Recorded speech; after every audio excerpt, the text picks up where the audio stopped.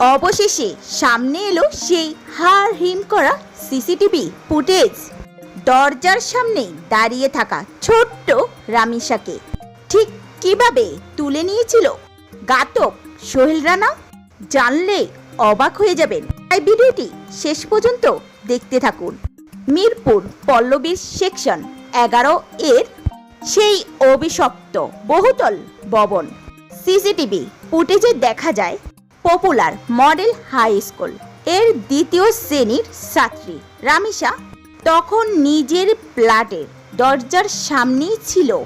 ঠিক তখনই ওত পেতে থাকে ঘাতক প্রতিবেশী সোহেল রানা ও তার স্ত্রী। অত্যন্ত ঠান্ডা মাথায় রামিসার উপর নজর রাখছিল তারা।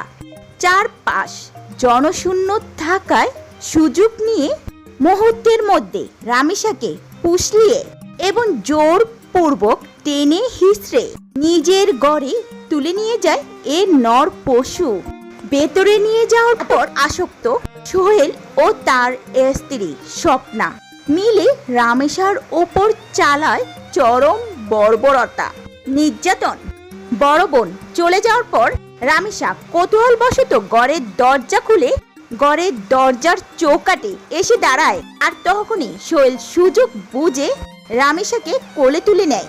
রামেশার মা ছিল বাইরে থেকে এসে যখন দেখে মেয়ে নেই তখন খোঁজাখুঁজি শুরু করে দেয় এবং পাশের ফ্ল্যাটে গিয়ে মেয়ের একটি জুতা খুঁজে পায়। মেয়ের জুতা দেখে মা দরজার কড়া নাড়ছেন আর তখন ভেতরের খুনি জানালার গ্রিল কেটে পালানোর চেষ্টা করছে। এই সিসিটিভি ফুটেজ এখন খুনি সোহেলের সর্বোচ্চ শাস্তি নিশ্চিত করা সবচেয়ে বড় প্রমাণ। অপরাধীর দৃষ্টান্তমূলক শাস্তি ফাঁসি চাই।